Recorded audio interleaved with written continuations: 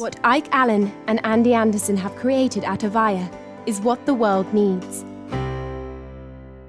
Hello, AVAIYA family. I'm Ande Anderson. My partner Ike Allen and I are teachers, mentors, and the co-owners of AVAIYA University. AVAIYA is the creator of over 1,000 books, films, courses, teachings, and other supportive resources. Thank you so much for joining us. Our fellow teacher, Ifu, is back with us today to talk about deep connection to our soul through our bodily sensations, heals codependence, and toxic shame. Ifu was born and raised in Tanzania, where she earned a Bachelor of Science degree, trained as a science teacher, and later was trained as a healer using holistic methods. She is a faculty member of somatic experiencing and a professor of family constellation system therapy. In the last 27 years, Ifu has been living in Brazil, facilitating trainings and therapy for trauma healing using somatic experiencing and family constellation system therapy. Welcome back to AVAIYA, Ifu. Thank you very much. You're great. Yes, I'm very happy to be here. Always happy to have you. I love seeing your happy, shining face, and I'm so excited for our latest conversation on a great topic. So in your experience, Ifu, how do people get involved in codependent relationships? Okay, and we'll just dive right into this topic. Yes, people get involved in codependent relationship really come from the background of, many of them would have had developmental trauma, growing up as a little child, probably the relationship with the mother or relationship with the father or the older sisters, the siblings. And so when they find a partner, it's almost like, and I always say sometimes, they hook into them like they take their umbilical cord from the mother and attach it to the other partner, or to the other friend, or even colleague or co-worker, So that happens a lot. And many times people do that unconsciously. And of course, this will not be only the problem for the one who is in codependent, who will say that is the one who has a problem with codependent. The other person too has a hole in them, and therefore they attach to each other, they attract each other so that they may heal together. Mm-hmm. If they can both look at that situation, then they will go into the roots from their own family, where they really had a problem with their mother or father or any caretaker that started life with them. Mm-hmm. Yes. Amazing how much our family of origin relationships influence our later relationships. It's always showing up, isn't it? So what about toxic shame, right? That's the other topic we're talking about today. This is obviously most people probably know what shame is, but the word toxic shame is thrown out a lot lately these days. What in your opinion is toxic shame? Wow. Yeah, it's actually a big one. I think it's a big question about talking about toxic shame. So first of all, shame in itself, what I learned about shame is that shame, it's a social thing that the animals, the mammals especially, they use to educate each other, to discipline each other. Like if you do something that was not like it was hurting somebody else, or it's not appropriate, let's use the word appropriate. If you do something like that, the other one said, no, don't do that again. That is not a very good thing to do, to hurt other person. So please don't do that again. And so when the one who is being told that, they go, yeah, right. Oh, well, next time I won't do this. And this happens the same thing to parents, when the children are growing up. If the child has that, if they kind of grab their older sister or younger sister and they shake them or they bite them, the mother said, don't do that again. That's not good. Why are you doing that? The little child go, they kind of drop down like this to kind of feel, yes, this is a shameful thing. And that's a normal shame. That is done there. Now, if the mother or the caretaker doesn't keep bringing that up and say that's bad and nagging on it, it's past, it's over. This little child will never grow up with shame, feeling shameful. But when we actually say to people, Oh, that's very bad. Why did you do that? That's not very good. And we say, you are a bad person because you did that thing. Okay, so then people begin to not separate between what they did and their own person. Right. So this become a shame that is actually, it's kind of it's a trauma. Yeah. So now people already have this from their family, and then they go to have a partner, and then of course they're in the codependent relationship. Now they want to come out of it, but they can't. Yeah, because of the nature of the trauma. So they begin to feel shame because they're feeling like, I'm a wrong person, I'm wrong, I'm not good person. So this keep playing in their mind.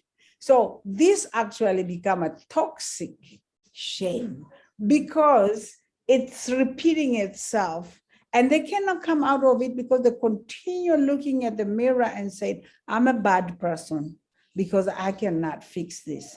I'm a bad person because I cannot come out of this. Mm-hmm. Yeah, I think the word toxic comes because it's kind of it's a vicious circle. Right. Yeah. Right. Yeah. Got it. So toxic is kind of right when it's this ongoing, chronic kind of belief, I guess, really about not being good enough, not being a good person, that kind of stuff. Exactly. Yeah. The failure. Mm-hmm. And so let's tie that back in with codependency, right? So why do most people who are in codependent relationships carry a lot of shame as well as shameful behavior, right? It dictates how they behave. Yeah. So a lot of people, they become aware. Let's say, I just like to always give examples. Like if somebody is married to somebody who is an alcoholic, yeah, one partner is an alcoholic, and the other partner wants really to come out of this. They're trying hard. They follow them everywhere to bring them out. They can't. So all the time they blame themselves and feel like they are the one who are causing this problem. Yeah, first of all, they think like, I am the one who is causing this because I am trying to kind of help them come out, but I can't. And therefore, I'm also as bad. And not only that, what brings shame though, is because other people are looking at them and say, hey, why don't you just walk out? That is the worst shameful thing. Because you just say, why don't you walk out? I cannot believe that. You have degrees and doctorate and everything like that, and you cannot come out of that relationship. Then it hits them. They feel that. But when it's a codependent relationship, it's not so easy to come out of it unless you come into a point of healing, yeah? Which I think it is very important that we talk about that. Yeah. So yeah, let's move on to that. So, often codependence becomes this vicious cycle for people, as does this toxic shame. So, how and where do people begin to heal that cycle of codependence? Yes. I like this part, but I just hate talking about the problems, that being a solution. Why? We want solutions. That's what is really important. Yes. And actually I started with talking in this topic. I put there that when we connect deep connection to our soul through bodily sensation, I always think that when people get involved in some kind of a vicious cycle problem, like codependency and all that, the soul is involved. Our soul is searching for something. It needs to grow and needs to become bigger than it is. And so when we are disconnected from it because of trauma, when trauma happened, I always believe this, that when trauma happened, it kind of separates our body. Like it's when we have I'm thinking quebra cabeza. It's like puzzle. Yeah, that's the word in English. It's like a puzzle that it was thrown in the air, and every piece of the puzzle goes in different direction. This is what trauma does to us. like you just completely dissociate and everything is all over the place. So then, you know, at that moment, the soul has no place to stay. The soul needs the body, the connected body, to kind of stay there. So the soul stays on the side, waiting for the body to come together so that the souls can come back. And I've seen this many times. People will say, now my soul is back home. Yeah, I'm talking this from the practical work of working with people, and they mention a lot like, it's the soul that is coming back. And I feel so good. I feel so whole. I feel so holy because my soul came back. And but you know, we cannot connect with the soul from the air. We cannot connect with the soul from the thinking or the blaming. We can only connect with the soul when we get in touch with the body. And the somatic experiencing that I teach, that I was started by Dr. Peter Levine, which is really wonderful tool for healing traumas. And I teach this one, and I do a lot of therapy, many people. It helps us to connect with our body, feel the bodily sensation. And as we are connected to the bodily sensation, we are in touch now with where it's painful, where there's a pleasure. Yeah. So now we're no longer worrying about the other person. You know, like I have to help the other person, I have to take them out of it. No, we are now in touch with ourselves. And slowly we begin to liberate the energy of trauma that is trapped in our system. And as this process is happening, the new meanings comes up, because I think when we are so tense from trauma, even our brain is tense, you know, our cortical brain is so tense that I could be talking to you, Andy, right there, looking at me, but you're not hearing what I'm saying because you're so tense. Yeah, that's what trauma does to us. But when I stop and pay attention to the body begins to relax, everything relaxes, liberate all the tension. And then when all the tensions are liberated, the awareness begins to come in. And then I feel good about myself. And then I understand, oh, as a little child, this happened to me.